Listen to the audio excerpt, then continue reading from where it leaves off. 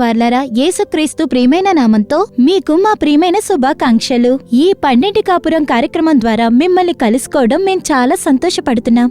ఈ రోజు పెళ్లికి ముందు ఇంటి పనులు నేర్చుకో అనే శీర్షికతో మనం కార్యక్రమం చూసి ప్రార్థించబోతున్నాం. అందరి తల్లిదండ్రులు వాళ్ళ ఆడపిల్లలు స్వయంగా సొంత కాలుపైన నిలబడాలనే ఆలోచనతో, సమాజంలో వాళ్ళు గొప్ప స్థాయికి రావాలనే ఉద్దేశంతో చదివించడంలోనూ ఒక మంచి కంపెనీలో ఉద్యోగం చేయడానికి శ్రద్ధ చూపిస్తున్నారు. ఇంకొంతమంది వాళ్లకున్నది ఒకే ఒక ఆడబిడ్డ అనుకుని వంటగదిలోకి రాకుండానే చూసుకుంటున్నారు. ఇటువంటి పరిస్థితుల్లో పెరుగుతున్న ఆడపిల్లలు వాళ్ల భర్తింట్లో పడే బాధలు, కష్టాలు ఎవరికీ చెప్పుకోలేరు. అందుకని మీరు పిల్లల్ని పెంచేటప్పుడు చిన్నప్పటి నుంచే వేరే ఇంటికి కోడలుగా వెళ్లబోయే అమ్మాయనే ఆలోచనతో మీరు పెంచేటప్పుడే ఆ అమ్మాయి అత్తగారింటికి, అమ్మగారింటికి పేరు తెస్తుంది. అందువల్ల తల్లిదండ్రులు పిల్లల్ని పెంచేటప్పుడు ఇలాంటి విషయాల్ని మనసులో ఉంచుకుని వాళ్ళకి సలహాలని, ఇంటి పనిని నేర్పించేటప్పుడే దేవుడు ఆ కుటుంబాన్ని చూసి సంతోషిస్తారు. ఇప్పుడు జ్యోతి అక్క నాటకం చూద్దామా?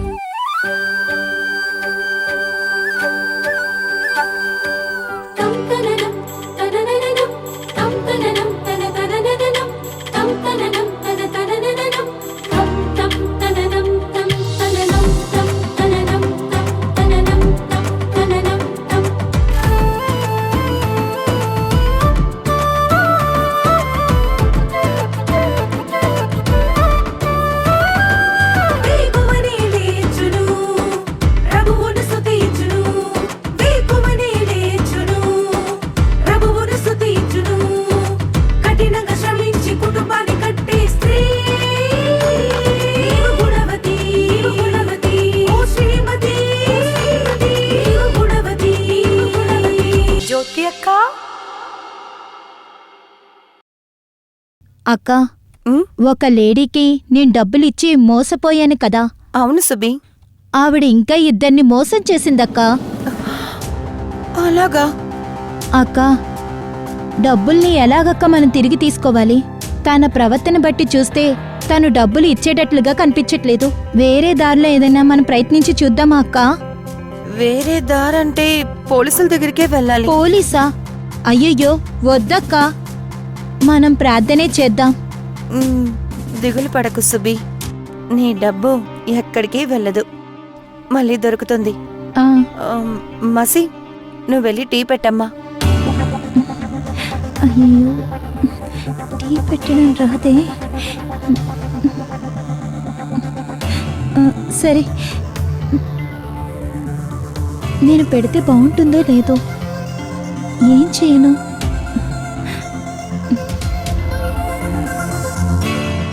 మనం ప్రార్థన చేద్దాం సుబి, ఖచ్చితంగా నీ డబ్బు దొరుకుతుంది. అమ్మా, ఇంట్లో పాలు లేవు, నేను వెళ్ళి పాలు కొని తీసుకురానా? అక్క, ఏం పర్వాలేదక్కా, ఇది మనిల్లే కదా, తర్వాత సారి వచ్చినప్పుడు చూసుకుందాం. నేను వస్తానక్క. సరేమ్మా. మెర్సీ, వెళ్ళొస్తాను. సరే అక్క.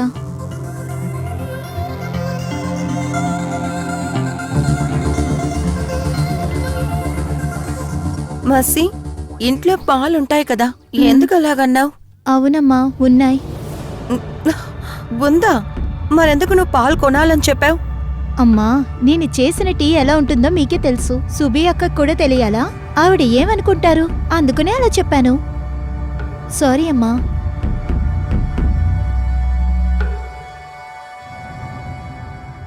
ఛ, ఎంత పెద్ద తప్పు చేశామో. అన్నిటినీ తనకి నేర్పించాను, కానీ వంట పని మాత్రం నేను నేర్పించలేదు. నేర్పించడం మర్చిపోయాను. ఒక టీ కూడా పెట్టలేకపోతుంది తను. ఛ!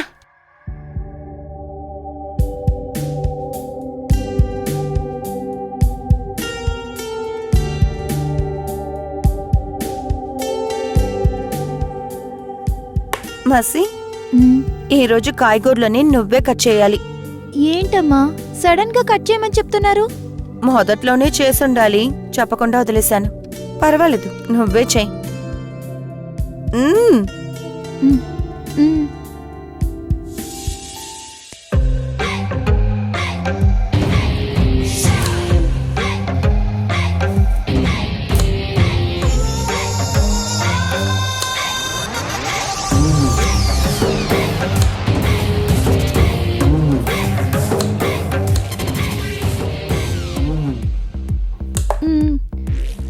కష్టంగా ఉందమ్మా, మీరే కట్ చేయండి. సరే పో, మనిద్దరికి తాగడానికి వెళ్ళి టీ పెట్టు. టీ చేసి తీసుకొస్తాను, కానీ అది తాగేలా ఉంటుందా మీరే చెప్పాలి. ఇంకొక ఇంటికి వెళ్ళబోతున్నావు, ఒక టీ కూడా పెట్టలేకపోతే ఎలాగమ్మా? ఇంకొకరు ఇంటికి వెళ్ళాలంటే టీ పెట్టడం తెలియాలా ఏంటి? అది మాత్రమే కాదు, నేను రేపే పెళ్లి చేసుకుని వెళ్ళిపోతున్నానే ఏంటి? ఇంకా చాలా సంవత్సరాలు ఉంది కదా, నేను వెళ్ళి టీ చేసుకుని వస్తాను. ఆ? హ్మ్. మసి, ఉమ్, ఈరోజు నువ్వే ఇంట్లో వంట. అయ్యో, తను వంట చేయబోతుందా? అయితే నేను ఇవాళ హోటల్లోనే తింటానమ్మా. ఏంటమ్మా మీరు సడన్ గా ఏదో ఒకటి చేయమని చెప్తున్నారు? ఆ రోజు టీ పెట్టమని చెప్పారు, కాయగూరలు కట్ చేయమని చెప్పారు, ఈ రోజు వంట చేయమని చెప్తున్నారు. ఏమైందమ్మా మీకు? నాకేం అవ్వలేదు, నీకేం అయిపోకూడదు కదా, అందుకే. నాకేమీ అవ్వదు. మీరు ఆ రోజు ఇంట్లో పాల్లేవు, టీ చెయ్యనని చెప్పాను కదా, అది మనసులో పెట్టుకునే కదా ఇలా చేస్తున్నారు. ఆ? నేను మనసులో పెట్టుకుని నీ మీద పగ తీర్చుకుంటానా? ఏంటి మోసి ఇలా మాట్లాడుతున్నావు?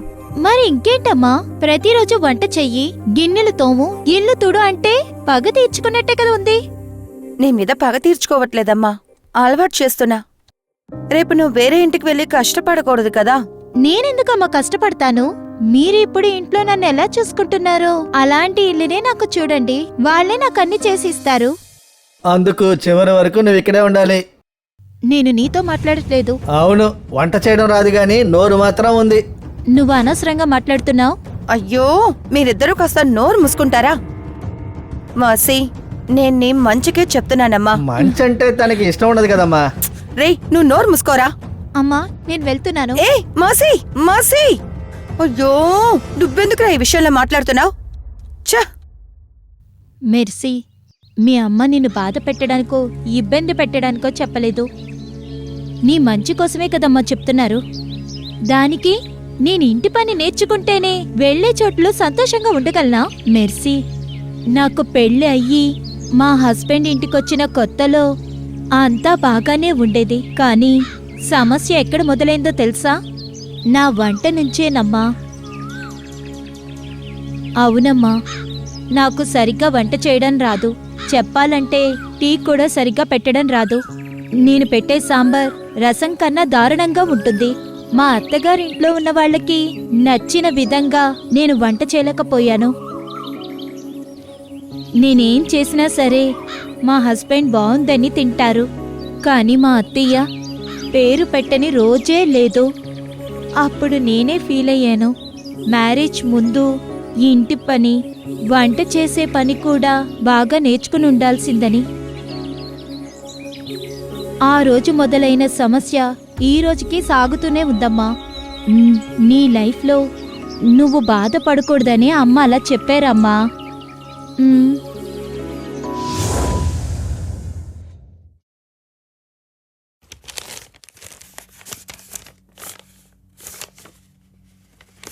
అమ్మా సారీ అమ్మా, మీరు చెప్పింది నేను సరిగ్గా అర్థం చేసుకోలేదు. పర్వాలేదమ్మా, ఇప్పుడైనా నీకు అర్థమైందే. మాసి, ఈరోజు మెట్టినింటికి వెళ్లే అమ్మాయికి సరిగ్గా వంట చేయడం రావట్లేదు. పుట్టినింట్లో కూడా ఆ అమ్మాయి వాళ్ళు దాన్ని పట్టించుకోవట్లేదు. ఆ తప్పే నేను చెయ్యాలని చూశాను. నువ్వు మెట్టినింటికి వెళ్ళి సరిగ్గా వంట చేయకపోతే ఎవరిని తిడతారు? ఆ ఆడపిల్లని ఎలా పెంచింది చూడు అని నన్నే కదా అంటారు. నువ్వు బావుండాలనే కదమ్మా అమ్మ ఆశపడతాను. నేను నీకు చెడు చేస్తానా? ఈ రోజు నుంచి అమ్మ నీకు అన్నీ నేర్పిస్తాను, నేర్చుకోమాసి. సరే అమ్మా. అవును, బాగా నేర్చుకుంటుంది. నేర్చుకొని వంట చేసేస్తది. తనని నమ్ముతున్నావే నువ్వు? అవును, వచ్చేసాడు అడ్వైస్ ఇవ్వడానికి. ఏంటి మీరు ఇద్దరు ఎప్పుడు చూసినా పిల్లి ఎలుకలాగా గొడవ పడుతూనే ఉన్నారు? ఏంటి ప్రేక్షకులారా, జ్యోతి యొక్క నాటకం చూసారా? ఇంటి పనులు చెయ్యడం తెలియనందువల్ల కుటుంబంలో వచ్చే సమస్యల గురించి తెలుసుకున్నారు కదా. తల్లిదండ్రులు మీ పిల్లల భవిష్యత్తు కోసం మీరు జాగ్రత్తగా ఉండండి. పిల్లలు కూడా పెద్దవాళ్లతో కలిసి ఇంటి పనులు చేయడంలో సహాయం చేయండి. అప్పుడే మీ జీవితం ఆశీర్వాదంగా ఉంటుంది. ఇప్పుడు మీ ఆశీర్వాదాల కోసం దేవుని వాక్యం చెప్పి ప్రార్థించడానికి సహోదరి జాయిస్ లాసరస్ గారు సిద్ధంగా ఉన్నారు. దేవుని వాక్యం వినండి, మీరు ఆశీర్వాదాల్ని పొందండి.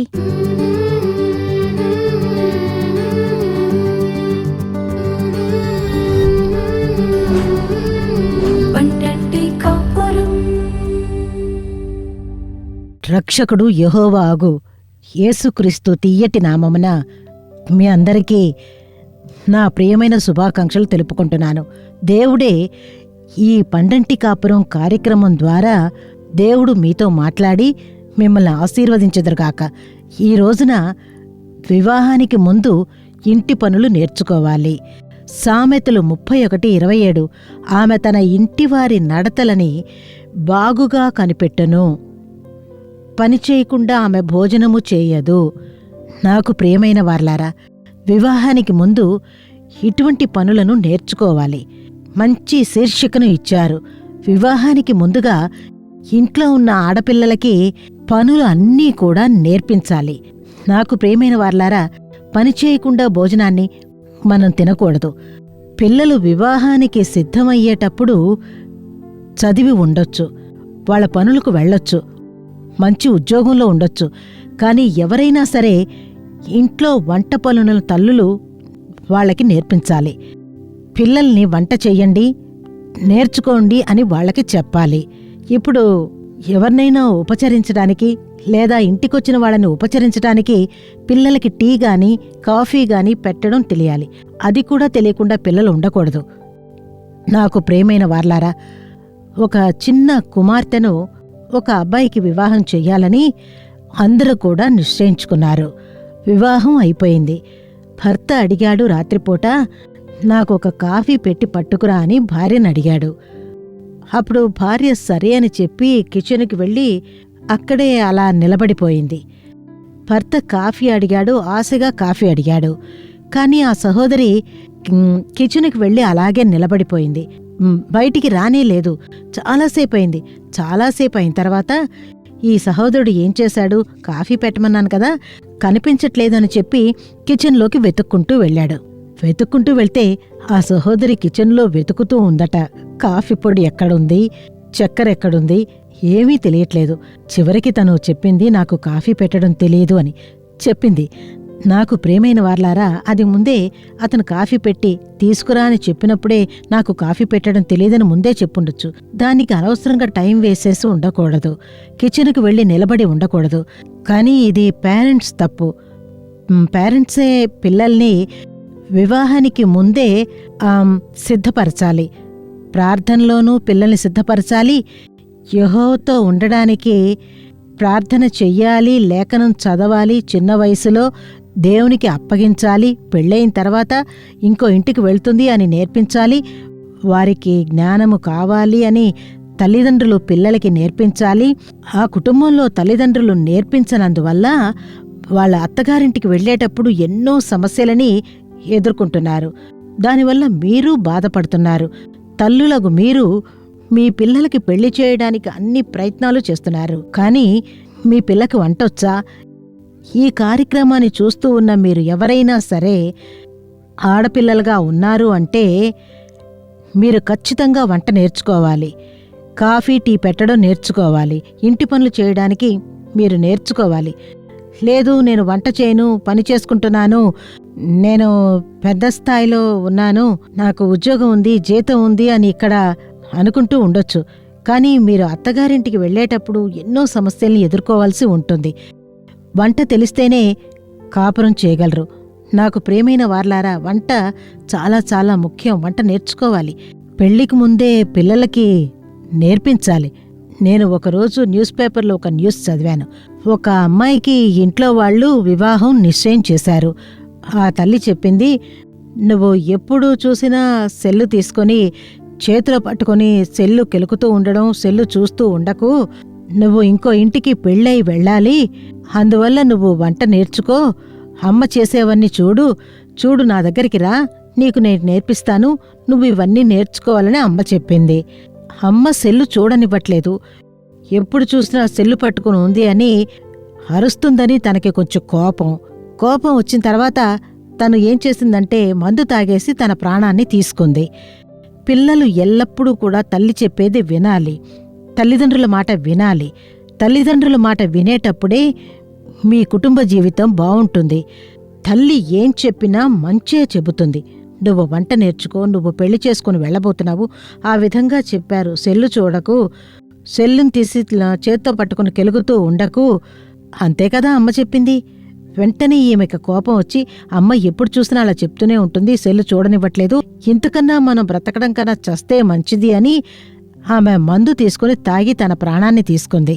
నాకు ప్రేమైన వార్లారా, ఇలాగే కోపాన్ని తీసుకొచ్చే ఆత్మలు, చిరాకు పడే ఆత్మలు మనలో కనిపించకూడదు. అవన్నీ కనిపించకూడదు. పెద్దవాళ్ళు చెప్పే మాటలకి, తల్లిదండ్రులు చెప్పే మాటలకి అణిగి మణిగి నడుచుకోవాలి. అలా ఉన్నప్పుడే దేవుడు కుటుంబాలలో దేవుడు మనల్ని ఉంచి ఆశీర్వదిస్తారు. దేవుడు చెబుతున్నారు, సామెతలు 6:6లో, సోమరి చీమల యొద్దకు వెళ్ళుము, వాటి నడతలను కనిపెట్టి జ్ఞానము తెచ్చుకొనుము. చీమల వద్దకు వెళ్ళు, అవి చలాకీగా ఉంటాయి, వాటి వద్ద జ్ఞానం నేర్చుకో అని.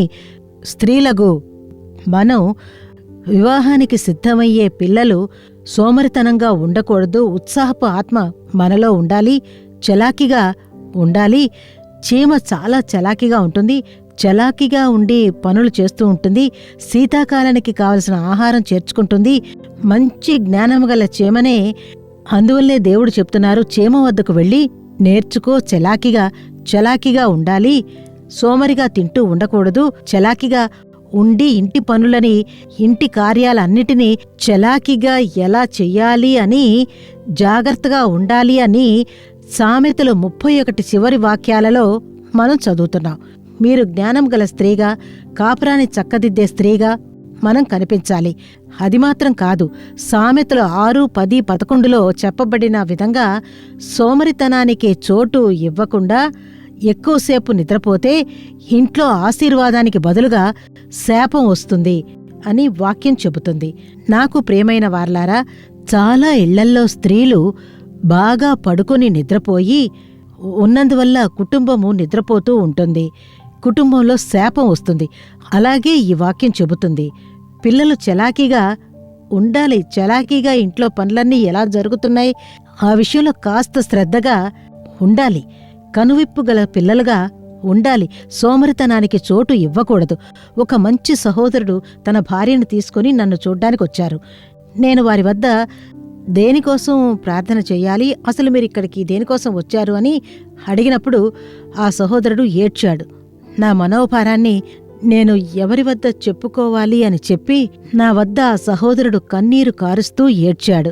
కారణం ఏంటని అడిగితే, నేను ఆర్మీలో ఉంటున్నాను, మిలిటరీ మ్యాన్ని, ఉదయాన్నే 4 గంటలకు లేచి ఎక్సర్సైజ్ చేసుకోవడం కోసం ఇంటి నుండి వెళ్ళిపోతాను, 7 గంటలకు వస్తాను, నేను వచ్చే వరకు తను నిద్రపోతూ ఉంటుంది, ఆ తర్వాత నేను ఇంటికొచ్చి ఏదైనా తినాలి, మళ్ళీ నేను మిలిటరీ పనికి వెళ్ళిపోయి తిరిగి వస్తాను, మధ్యాహ్నం తినాలి, తినేశాక నేను మధ్యాహ్నం సమయం నిద్రపోతాను, నా భార్య నిద్రపోతుంది, నేను 5 గంటలకి లేచి పనికి వెళ్తాను, నా భార్య పడుకుని నిద్రపోతూనే ఉంటుంది, ఇంట్లో ఏ పనులు చేయడం లేదు, ఈ విధంగా నా జీవితం ఉంటే ఎలా అని చెప్పి ఆ సహోదరుడు నా వద్ద ఏడ్చాడు. అప్పుడు నేను భార్యను చూసి, నువ్వు లేఖనం చదవట్లేదా, ప్రార్థించట్లేదా, ఉదయాన్నే లేవాలి కదా, ఇంట్లో పనులు ఎలా జరుగుతాయో చూడాలి కదా, అలా అని చెప్పిన తర్వాత తను ప్రశాంతంగా కూర్చునే ఉంది. ఆ సహోదరి మాట్లాడకుండా కూర్చుంది. దేవుడు ఇటువంటి కుటుంబాలలో క్రియ చెయ్యలేరు, కుదరదు. మనం దేవునికి మొదటి స్థానం ఇచ్చి, మనం దేవుని బిడ్డగా ఉండి, ముందుగా ఉదయాన్నే లేచి లేఖనం చదివి ప్రార్థన చేసి, ఆ రోజు యొక్క కృపని దేవుని వద్ద పొంది మన కుటుంబాన్ని నడిపేటప్పుడు దేవుడు మన కుటుంబాల్ని ఆశీర్వదిస్తారు. అది మాత్రం కాదు, లేఖనంలో మనం చూసేటప్పుడు రెబెకా ఆదికాండం 24వ అధ్యాయం 18, 19 వాక్యాలను చదివేటప్పుడు రెబెకా తనను వెతుక్కుంటూ వచ్చిన సేవకుడు తాగడానికి నీళ్లు అడిగినప్పుడు, తాగండి, సేవకుడు వచ్చి రెబెకా వద్ద నీళ్లు అడుగుతున్నాడు. నీళ్లు అడిగిన వెంటనే మీరు తాగండి అని ఆమె ఏమో నీళ్లని బావిలో తోడుకొని తీసుకురావాలి. కఠినమైన ఒక కార్యమే, కాని చలాకీగా ఆమె ఉన్నందువల్ల ఆమె సేవకుడికి తాగడానికి నీళ్లు ఇచ్చింది. అది మాత్రం కాదు, మీరు తాగండి, మీరు తాగేసి నేను మీ ఒంటెలకు కూడా నీళ్లు పెడతాను అని, ఒంటెలు ఎక్కువ నీళ్లు తాగుతాయి, ఆ ఒంటెలకు పెడతాను అని చెప్పి ఆమె చలాకీగా పనులు చేసింది అని లేఖనంలో మనం చూస్తున్నాం. నాకు ప్రియమైన వార్లారా, రెబెకా ఏమో చలాకీగా ఉన్నందువల్ల ఈసాకుని తనకు తగిన భర్తగా ఇచ్చి ఆమె వివాహ కార్యాన్ని జరిపించారు. దేవుడు కుటుంబాలని ఆశీర్వదిస్తారు, కుటుంబాన్ని ఆనందంగా ఉంచుతారు. నాకు ప్రియమైన వార్లారా, ఒకవేళ మీరు సోమరితనంగా తింటూనే ఉండొచ్చు, చలాకీగా లేకుండా ఉండొచ్చు, ఇంట్లో పనులు ఎలా జరుగుతున్నాయని చూడకుండా మీరు ఉండొచ్చు, లేదా మీకు వంట పని తెలియక మీరు ఉండొచ్చు, లేదా ఇంట్లోనే ఉంటూ ఉండొచ్చు, పని చేయకుండా ఉండొచ్చు. కానీ మీరలా ఉండకూడదు.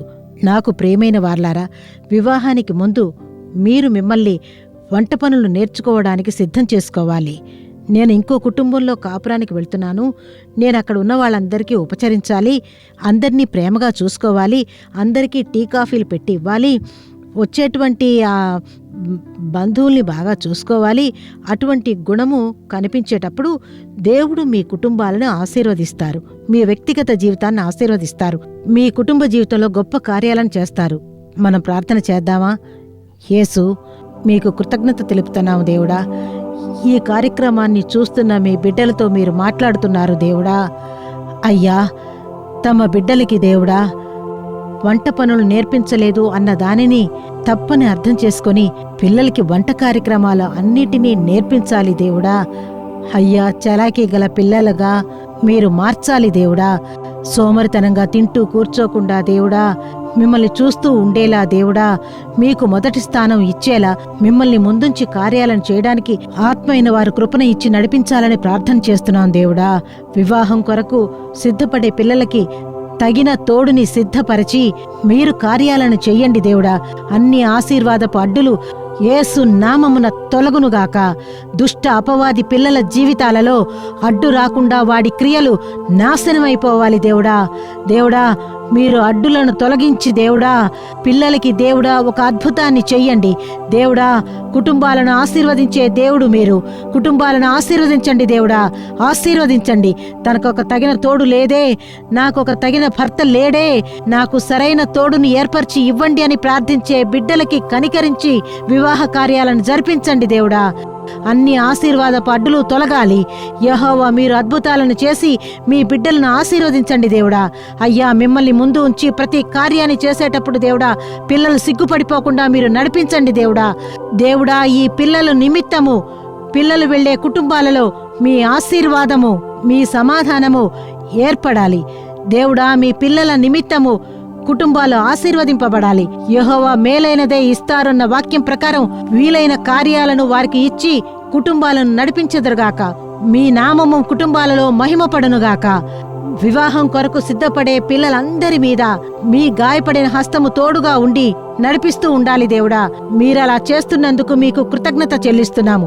యేసు నామమున ప్రార్థన చేస్తున్నాము మంచి తండ్రి. ఆమేన్, ఆమేన్.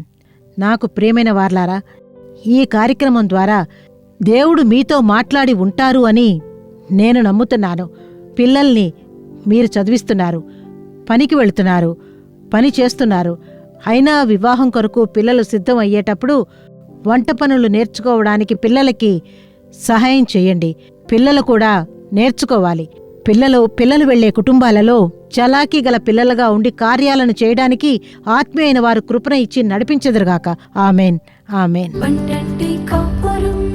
ప్రియమైన వార్లారా, ఈ రోజు కార్యక్రమం మీకు ప్రయోజనంగా ఉందని మేము నమ్ముతున్నాము. మీరు పొందిన మేళ్లను మాకు తెలియజేయడం మర్చిపోకండి. మీ ప్రార్థన అవసరాలను ఈమెయిల్ ద్వారా, ఉత్తరం ద్వారా మాకు తెలియజేయండి. మీకోసం ప్రార్థించడానికి, సలహా ఇవ్వడానికి సహోదరు మోహన్ సి లాస్రస్ గారు, దేవుని పరిచారకులు సిద్ధంగా ఉన్నారు. అది మాత్రమే కాదు, ప్రార్థిద్దాం రండి కార్యక్రమం లైవ్ లో చూడడం మర్చిపోకండి.